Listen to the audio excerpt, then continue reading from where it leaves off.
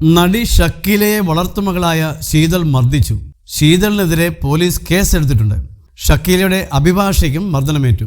ഷക്കീലയുടെ അഭിഭാഷക സൗന്ദര്യയെ ചെന്നൈയിലെ ആശുപത്രിയിൽ പ്രവേശിപ്പിച്ചിരിക്കുകയാണ്. ഇന്നലെ വൈകിട്ടാണ് സംഭവം. ഷക്കീലയുടെ അഭിഭാഷക സൗന്ദര്യയുടെ പരാതിയിൽ ചെന്നൈ കോയമ്പേട് പോലീസ് പരാതി എടുത്തിട്ടുണ്ട്. അതേസമയം ഷക്കീലയ്ക്കെതിരെ ശീതളിൻ്റെ ബന്ധുക്കളും പോലീസിൽ പരാതി നൽകിയിട്ടുണ്ട്. ചെന്നൈയിലെ കോടമ്പാക്കം യുണൈറ്റഡ് ഇന്ത്യ കോളനിയിലാണ് നടി ഷക്കീല താമസിക്കുന്നത്. ഇവിടുത്തെ ഷക്കീലയുടെ വസതിയിൽ വെച്ചാണ് ഷക്കീലയും വളർത്തുമകൾ ശീതളും തമ്മിൽ തർക്കമുണ്ടായത്. ഇത് മർദ്ദനത്തിലേക്ക് നീങ്ങിയത് എന്നുമാണ് വിവരം ലഭിച്ചിട്ടുള്ളത്. പിന്നീട് ശീതൾ വീട് വിട്ടു പോയെന്നുമാണ് വിവരം. നടി ഷക്കീലയാണ് ആക്രമണ വിവരം സുഹൃത്തായ നർമ്മദയെ അറിയിച്ചത്. അതിനുശേഷം അഭിഭാഷകയായ സൗന്ദര്യയ്ക്കൊപ്പം നർമ്മദ ഷക്കീലയുടെ അടുത്തെത്തിയിരുന്നു. കുടുംബ പ്രശ്നങ്ങളും പണത്തെക്കുറിച്ചുള്ള തർക്കവുമാണ് സംഘർഷത്തിലേക്ക് നയിച്ചതെന്ന് വിവരം ലഭിച്ചിട്ടുണ്ട്. ആക്രമണത്തിൽ പരിക്കേറ്റ അഭിഭാഷകയായ സൗന്ദര്യയെ സ്വകാര്യ ആശുപത്രിയിൽ പ്രവേശിപ്പിച്ചിരിക്കുകയാണ്.